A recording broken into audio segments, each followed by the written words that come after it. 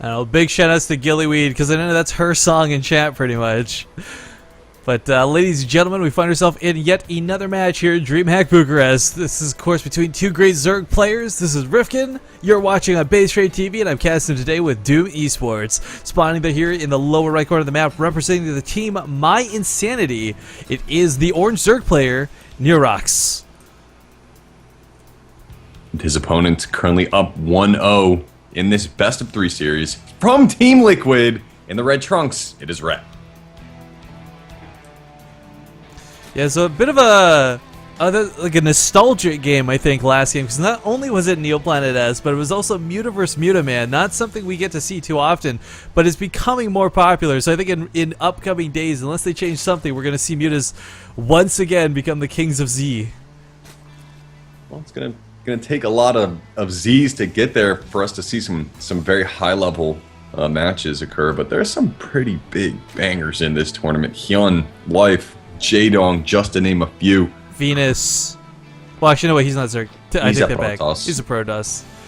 Sorry, I jumped on the quant. Yeah, I jumped on the Quantic train when I heard Hyun, but I want to point out we got a pretty early gas coming out of Niroxs again. Nothing too insanely out of the ordinary, but definitely wants to be prepared. I like these sort of semi-aggressive openings where you're not going for like a 10 pull to cheese your opponent, but your pull is a little bit earlier, so if you do need to go all, you can go for it and do a bit of damage without sacrificing too much at home. Yeah, I like the way that build played out last game. It was definitely a treat to watch, but you know, Red is so fearless when it comes to StarCraft 2. Some may say that's his gift and his curse at the same time.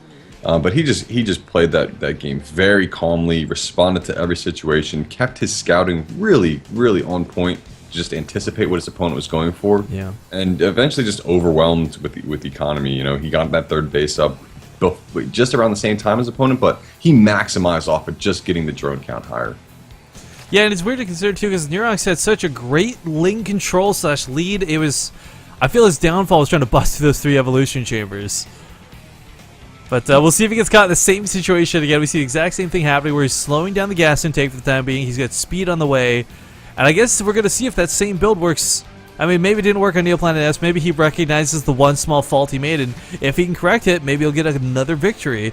Again, you guys got to remember, both of these players were 2-0. 2-0 coming into this series. So for Niroxs, this was his first loss, not just in the series, but of the day.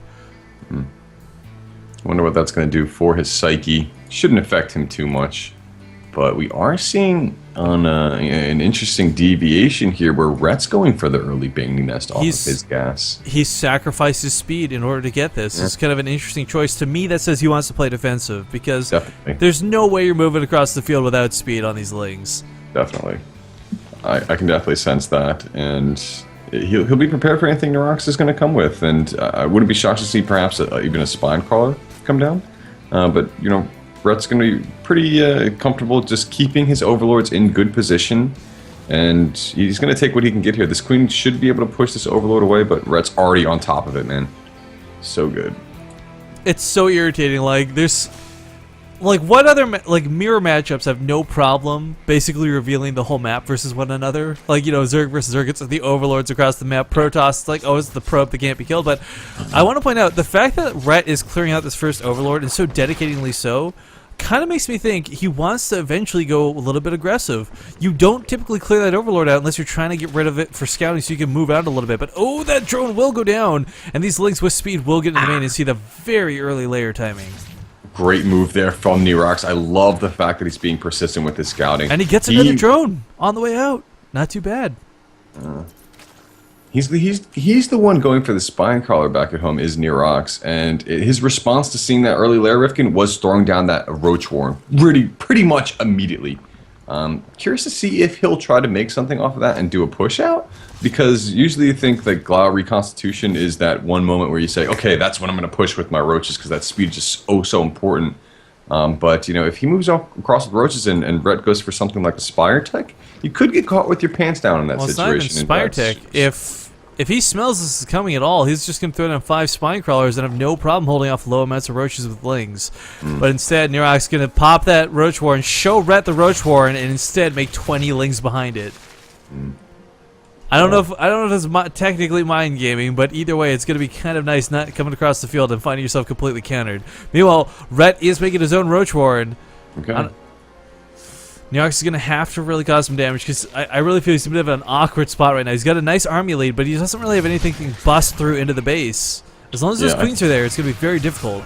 There's a small window where if he's able to take these queens down, he may be able to make something happen. But he didn't have all of his lings once he went for that initial engagement there. Spinecrawler's doing its best to pluck away, but a transfusion goes down on the queens. A couple of banelings are going to move in. Oh, they run right past. They run right past the Spinecrawler. Rhett panicking, moves a couple drones. They don't get the best connects, but now the queens are down, and Niroxs can try and come through for round 2 if he wants. Oh, those banelings. Those were like mission impossible banelings. They ran by 2 queens and a Spinecrawler, and neither of them got hit. But in the end, only hit 3 drones. So kind of sucks that wasn't a little bit better for Niroxs, because that was played so well. Oh, and a couple of banelings are going to get picked off here. They're going to have to be canceled. Hastily running away. Rhett had to get that Overseer into May base. Definitely wanted to see what Niroxs is up to. He notices that there's no lair, so he knows that at this point in the game, he's in such a significant tech advantage. If he just moves the chess pieces a little bit further down the line, he should be able to counter as long as he holds. That's going to be the key focus of this engagement. This is going to be a little bit rough for Niroxs, though. Temporarily, he's got the advantage in numbers, but the defender's advantage will kick in very quickly. Let's not forget those upgrades too. +1, about 3/4 of the way done. Glaw Reconstitution about halfway complete. Rhett can just hold on. There'll be no doubt in my mind he'll be able to just push this attack back.